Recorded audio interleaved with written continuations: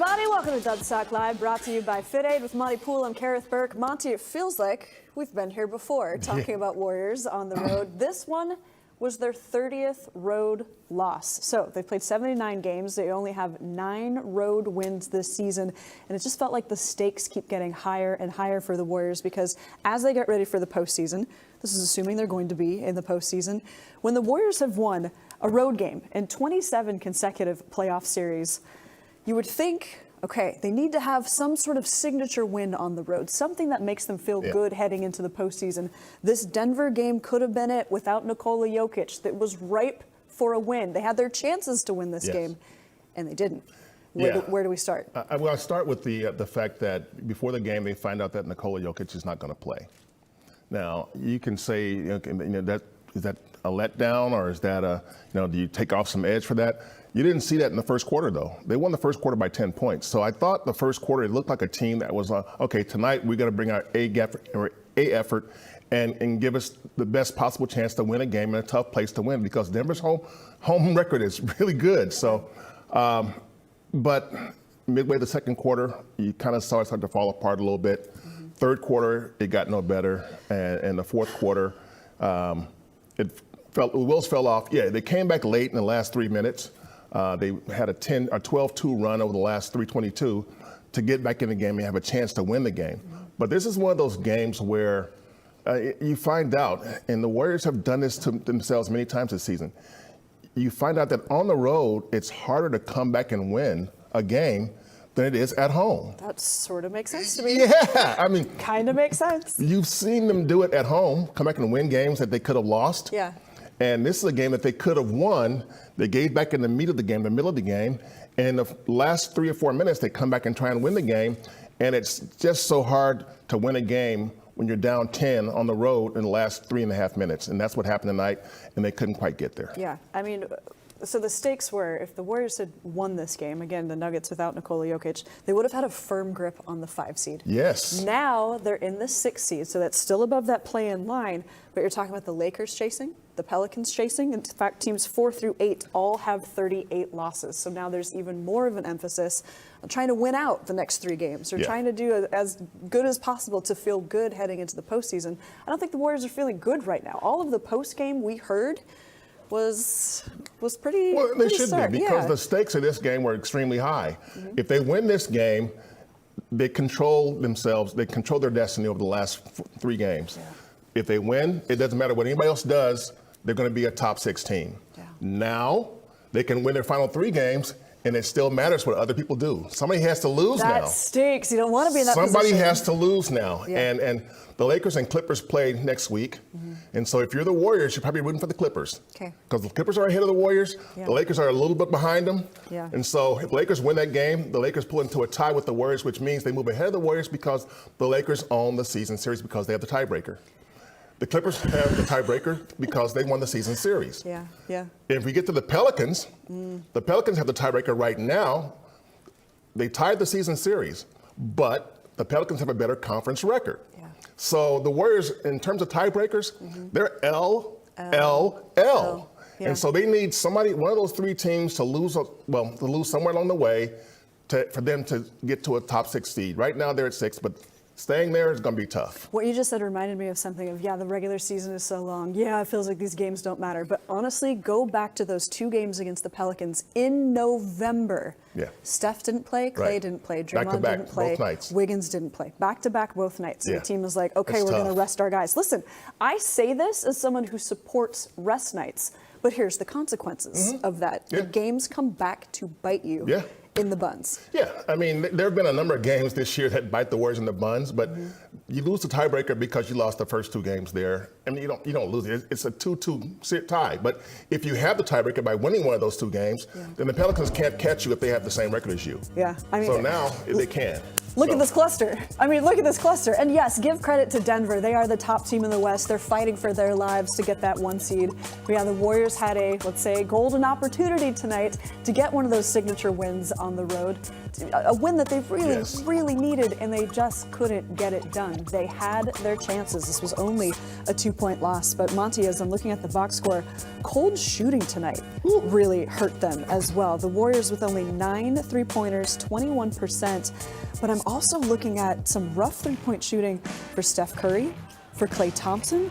Yeah. That's a little bit unusual. Do you have any concern there? No, I think it's a one-game thing. And it just happened to be that both of those guys went cold in the same game. Okay. And it was a game where if one of those guys makes one more 3-pointer, the Warriors probably win the game. That's the vacancy. So, the margins are so small. Yeah, right now. and so you look at, and Klay started off pretty nicely. He had, made 2 3-pointers in the first 6 minutes of the game.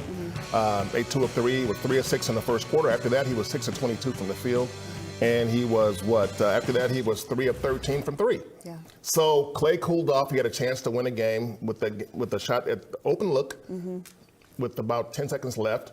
That one came out, got the rebound back, took another shot that was partially blocked by Jamal Murray, and the game is over and the Warriors lose. So, but it's really hard to think the Warriors can go into Denver and win a game when Steph and Klay combine to shoot 30% overall and 23% from 3. Yeah. It's something miraculous has to happen elsewhere for them to overcome that. And tonight they just wasn't there. Let's look at those final possessions, because the Warriors did make it a game in the end. We were, 1 bucket away from potentially talking about a different outcome. Yeah.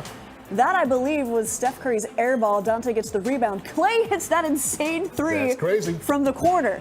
Look at this again. It was like behind the backboard, but the angle there was perfect. Then Steph, drawing the defense, gets it to Klay.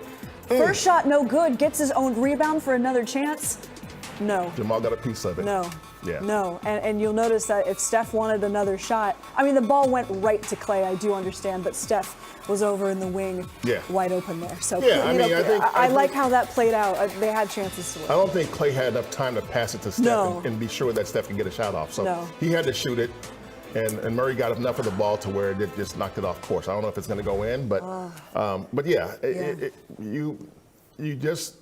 you know how much the Warriors depend on those 2 guys. Yeah. And on a night when Steph doesn't have it, you look toward Klay. On a night when Klay doesn't have it, where do you look? I mean, actually, I would look at Jordan Poole. He was 0 for 3 from 3. I look at Dante in the starting lineup. He was 1 of 4. And listen, I do not want to pick on Dante in this game. He had 18 points and 13 rebounds. 4 assists, 2 steals. I mean, massive game. Yeah. If we're talking about the 3-point shooting, though, as a team issue tonight, could they have changed up their strategy? We saw, the Nuggets go dunk after dunk after dunk. Could the Warriors have gone inside a little bit too, knowing that the floor is spaced? They could have, and they did that in the first quarter. I thought, the Warriors, they always want to get to that 30 assist mark. Yeah. And tonight they had 11 assists in the first quarter, which means you're on pace for 44. Doesn't mean you're gonna get 44, but you're on pace for 44 assists, which is a tremendous number of assists. But after the first quarter, they had 15 the rest of the game. So to have 11 in the first 12 minutes and to have 15 over the final 36 tells you that the offense quit working. They didn't move the ball like they normally do. They didn't move the bodies like they normally do.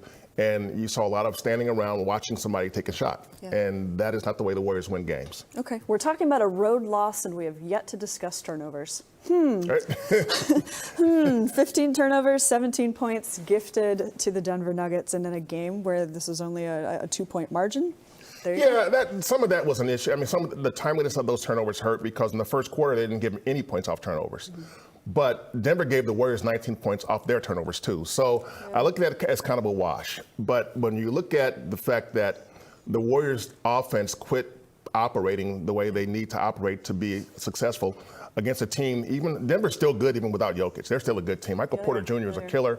Jamal Murray is an all-star. They've got players out there, Aaron Gordon. So this is one of those games that, like the Minnesota game at home a couple of weeks ago, the Warriors are going to look back on and go, it really hurt, really hurt.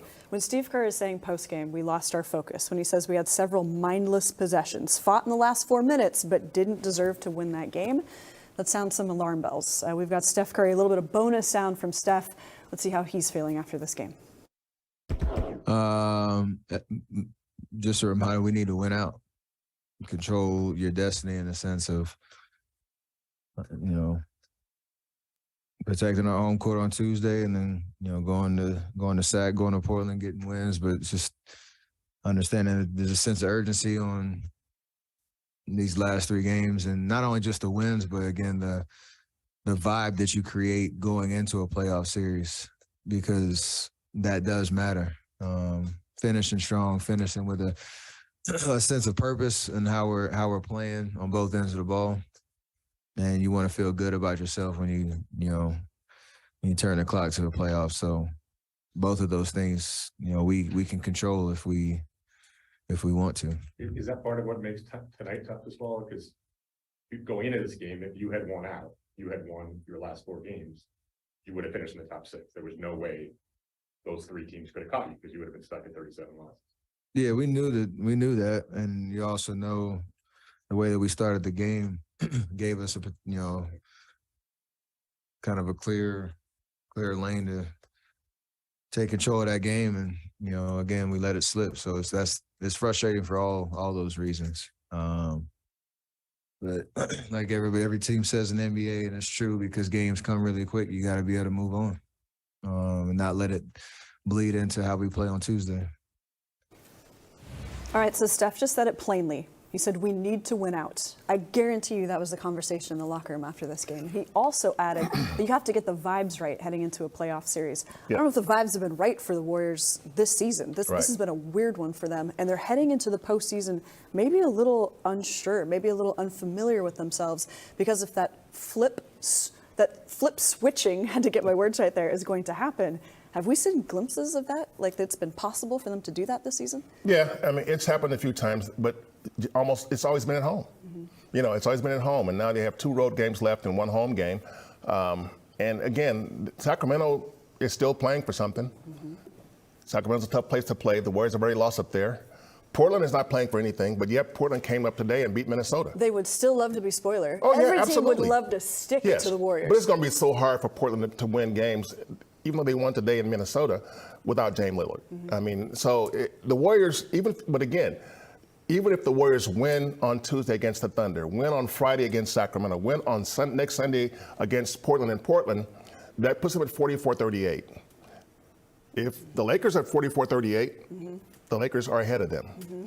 If the Clippers are at 44-38, the Clippers are ahead of them. Yeah, that's the danger. And so that top 6 spot is really tenuous right now. They're there now, but tomorrow they might not be. Well, not tomorrow, but in the next couple of days they might not be. Yeah. What do you think this season has been like for Steph? Trying to steer a locker room, trying to be a leader. He really hasn't cracked with too much frustration that he's shown publicly. Even tonight, I think he was pretty good. Yeah. What has the season been like for him? I think this has been one of the more trying seasons of his career, dating back to 2013-14. I mean, back to the last year with Mark Jackson and beyond. The first couple of years were tough because he was new to the NBA and he had injuries to deal with and the team wasn't very good. But I'm going to wash those away and just say over the last 9 years, this is as trying as it has been. Yeah. When you look at the year when he missed most of the season because he had an injury and the Warriors had the worst record in the league, that's you know what happened there. Yeah. Clay left. KD left. Yeah. Clay is injured. Yeah. Draymond lost interest. Steph got hurt. That season you just throw it away. Mm-hmm. The next season they come back and they get to the play-in game and they lose 2 play-in games. Yeah. But they still knew that they weren't quite the team that they had been. They knew that. So last year they come back and they get all the way to the finals. They win the finals. And it gives you a sense of, okay, we're back. And then this year as the season goes, you keep getting these signs and say, no, you're not quite back. Yeah. You were back last year. But being back last year doesn't help you out this year. You can point to the rings and the parades and the trophies, but this year's a whole different year. You're defending champions, and right now you're really at a disadvantage in the playoff race. So I think for Steph, this is he looks at a challenge and he loves a challenge.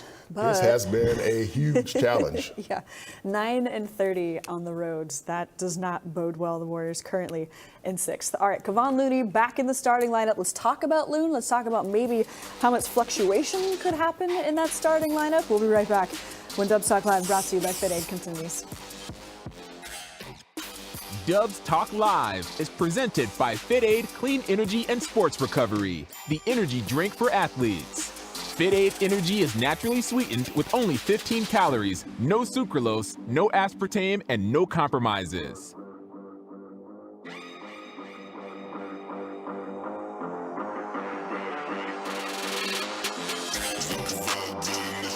Hey everybody, thanks for tuning in on YouTube. Otis says, still can't believe the T-Wolves lost to the Blazers. Yeah, there's going to be some weird The Warriors don't mind that at all. Didn't the Kings lost to the Spurs? Yes. Yes, Yeah. yes. This is why you can't look past anybody. I mean, even OKC has shown a lot of improvement at the end. You just never know where you might get The Warriors hit. almost lost to the Spurs the other night. Yes, they did. They played 3 lackadaisical quarters, and then they're like, oh, okay, now we have to get it going in the fourth quarter. At home, And, you can probably pull that off. On the road, it's a dangerous game to play. Carlos Padilla says we really need Wiggins. You know, that's going to be a storyline heading into the postseason Absolutely. as well. His defense was so important, and defense has been such a trouble spot for the Warriors, especially on the road. If they're going to be a 6 seed or less, they will be the road team, and that just there's all sorts of domino effects here. Yeah. Yeah. I can go back to a few weeks ago when I talked to Steph, and he was looking at the 4th seed as top 4 as best case scenario. Then that disappeared. Yeah. And now you're thinking, okay, top 6, you'll take that at the very least. And even that now is perilous. So I think if you're the Warriors, all you can do is win the games you play. But you now know that even if you win those games, every single one of those games, that you need somebody else to lose a game along the way. Yeah. Because if New Orleans, LA end up with 44 wins and 38 losses, and the Warriors do too, the Warriors will be the 4th among those teams. That'll put them at 4, 5, 6, 7. They'll be 8th. That feeling of not being in control it's going to be agonizing. Ugh.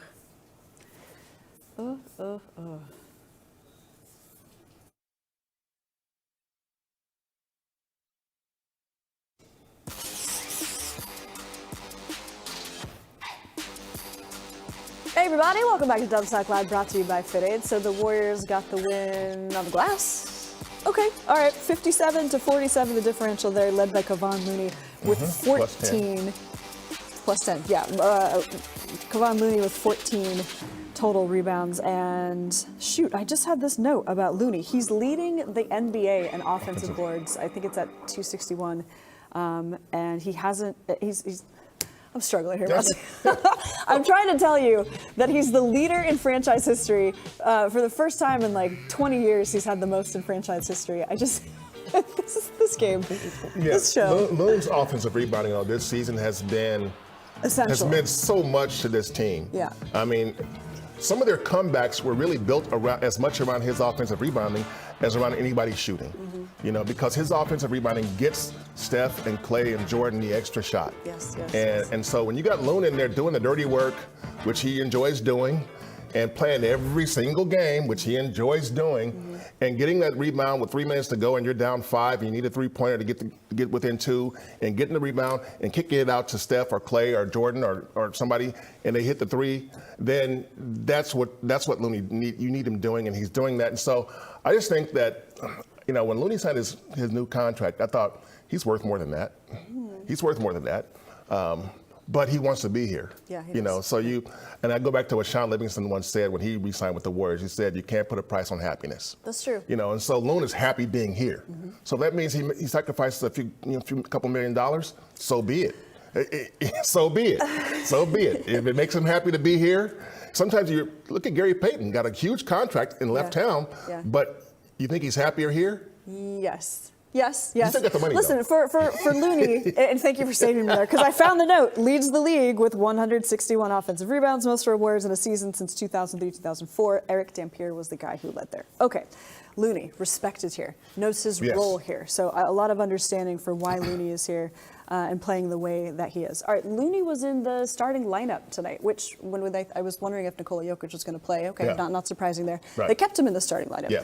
Looking forward, You know, we've seen J.K. in that starting lineup. Dante has maintained a role there. Jordan Poole still coming off the bench, playing excellent as a reserve. But how much fluctuation do you think there might be for these games coming up regarding tinkering with that starting five? Yeah, I think it's going to be, knowing Steve Kerr's history, it'll be game by game. He'll look at matchups and say, okay, who should we go with? And I think Looney was going to start this game whether Jokic played or not. Okay. Certainly if Jokic played, he's going to start this game. Yeah, absolutely. But you look up front, Denver is still huge. Michael Porter Jr. is 6'9", Aaron Gordon 6'8", 240. Mm-hmm. And so if you run Dante DiVincenzo out there as your power forward, you're asking a lot, Yeah.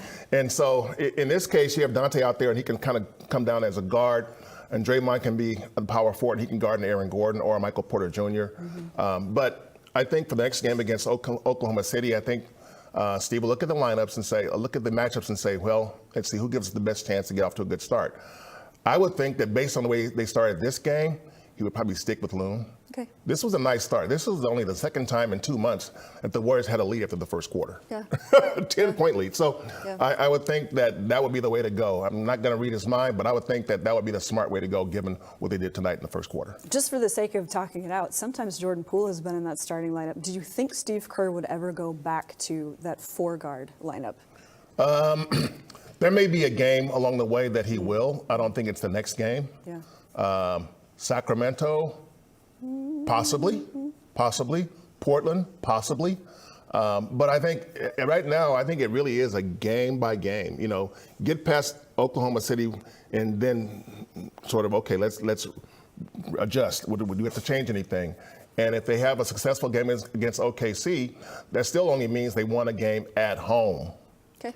On the road, they've been a different team. Yeah. And so tonight there were signs that, the road was less imposing to them.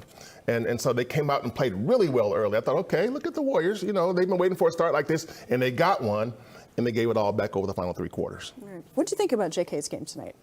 Uneven. He did some good stuff and some not so good stuff. I thought early on when he first came in, I thought he tried to do a little too much. Okay. And he got into a little bit of trouble. I could tell he was excited. Yeah, I like excitement. Enthusiasm is good. But I thought his offensive effort was there. Mm-hmm. He was playing hard on offense, guarding Jamal Murray and guarding whoever he had to guard. I thought his focus was there for the most part. But there were a couple of things that he did on offense that told you, okay, he's not at the level where he can feel the game at this level, at this point of the season, like the other guys need to. Mm-hmm. And at this point of the season, you need to be on point with all the things you do, and you can't be careless, you can't be mindless, and we saw some of that. And it wasn't just him, but we saw some of that certainly over the last 3 quarters of this game, and that's what cost them. Yeah. Focus or mindlessness or whatever the Warriors want to call it, having trouble putting this into words. Again, a really tough road loss, and now they are not in control of their fate. All right, when we come back on Dubs Talk Live, brought to you by FitAid, we'll show you the standings one more time because we've really got to let this sink in. The schedule, and then I think we'll conclude on something Dante DiVincenzo said. We'll be right back. Dubs Talk Live is presented by FitAid Clean Energy and Sports Recovery, the energy drink for athletes. FitAid Energy is naturally sweetened with only 15 calories, no sucralose, no aspartame, and no compromises.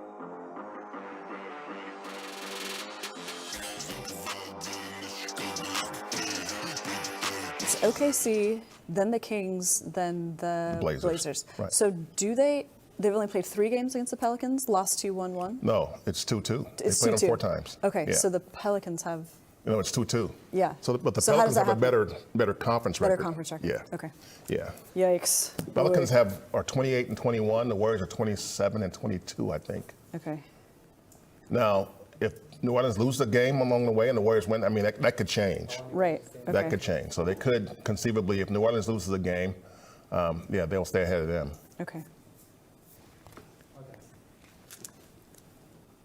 If we beat the Kings and the Clippers, lose to the Lakers, yes, Raymond. Let's see. Is he giving scenarios? He probably just gave. Williams is asking, is there any news? Raymond says they could still win a tiebreaker with the Clippers. Let's look at the conference. Let me see the conference record because I thought the conference record was better. There is no news on Wiggins at this time. He's still on the injury report. Oh, okay. If we beat the Kings and the Clippers lose to the Lakers and to Phoenix. Okay.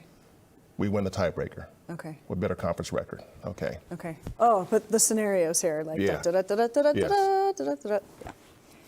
All righty.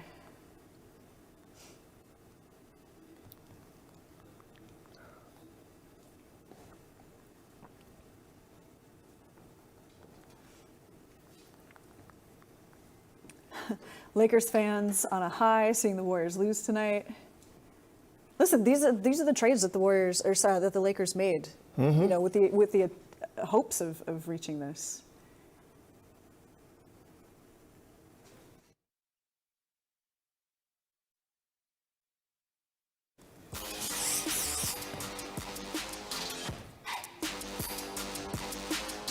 Welcome back to Dubs Talk Live. All right, these standings. Whew, the Clippers leapfrog the Warriors because the Warriors got the L tonight. So again, look at positions 5 through 8.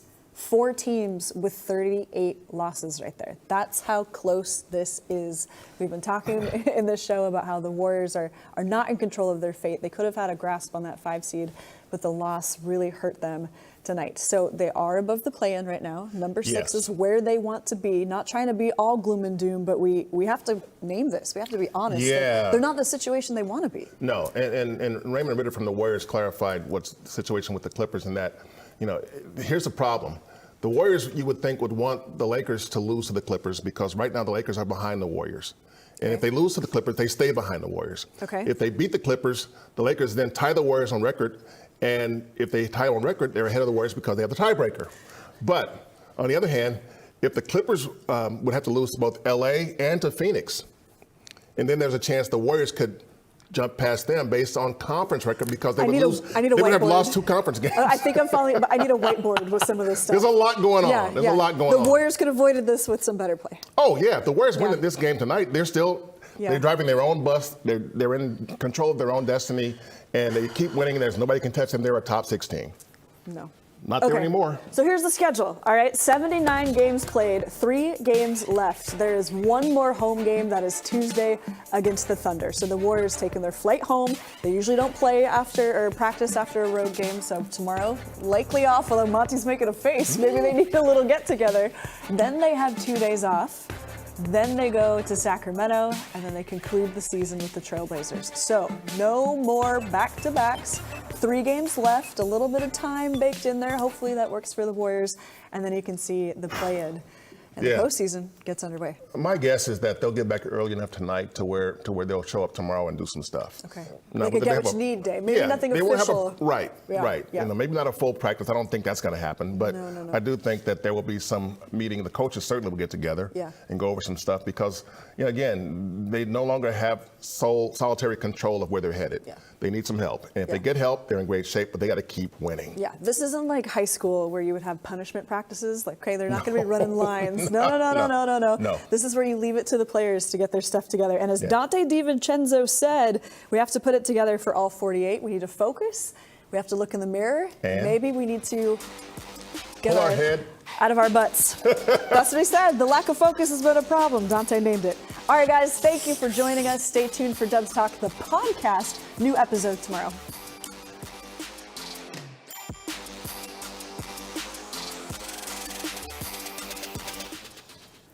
All right, we are back on YouTube. One person says, hey, just worst case scenario. What happens if Golden State loses the remaining 3 games? Ooh, God. I mean, okay. Then they are 41-41. Yeah. And that means they don't play. The only team they play that's in the playoffs right now is Sacramento. So if they lose the last 3 games, the Clippers, Pelicans, and Lakers could all pass them. If they lose the last 3 games, they could still be in the play-in tournament. That's where they'll be. That's where they'll be. They would be 9th or 10th. Yeah, they will be there. That's where they'll be. They'll be in the play-in So tournament. still with a chance, but in a situation they do not want to be in. Because if you're 9 or 10, you have to win 2 games in that play-in. And that's where the Warriors lost in 2021. Yeah. That feeling is still fresh. That's why they don't want to be in the play-in. Your sigh right there. It's just, man, oh man. What did you write after this game? Well, I mean, on this game already, I wrote about how, the nice start was great. You know, it's something you wanted to see. You've been wanting to see it for a long time. Can you have a nice first quarter and so that was a great start. But then, you look towards Steph and Klay to help you win games like this. And usually one or the other or both, give you what you need. Tonight, it didn't happen. Yeah. And so it's just hard to win a game against most any good team when Steph and Klay shoot as they did tonight. And I'm going to give the Nuggets some credit because those guys, they work on defense, and their defense is much better than it was last year. But at the same time, you really needed that. And then I thought the game changed late second quarter and into the third where the Nuggets saw an opening and they jumped into it. Mm-hmm. And the Warriors had, led by as much as, I think, 15 points at one point. I think that was early. Yeah, that was early. Yeah. They led by as much as 15 points, and the Nuggets got back, and were within 3 at the half. Mm-hmm. And then the Warriors pushed it to 10, early third quarter. And then from there, the Nuggets just said, no, you're in Denver now. Altitude. We're the best team in the Western Conference. And from there, they just took it over. And the Warriors had a chance late, but I think those are 3 factors there. The fact that, it's nice to see that they started early, had a nice start, but to give the game away by playing sloppy basketball late second into the third and most of the fourth until the last 3 minutes, and then expecting to win games like this when Klay and Steph are shooting horribly. Yeah. This okay. Doesn't happen. Big sigh. We move along. We'll pick up the conversation on the podcast again, that episode out tomorrow. All right. Thanks for watching. We'll see you next time.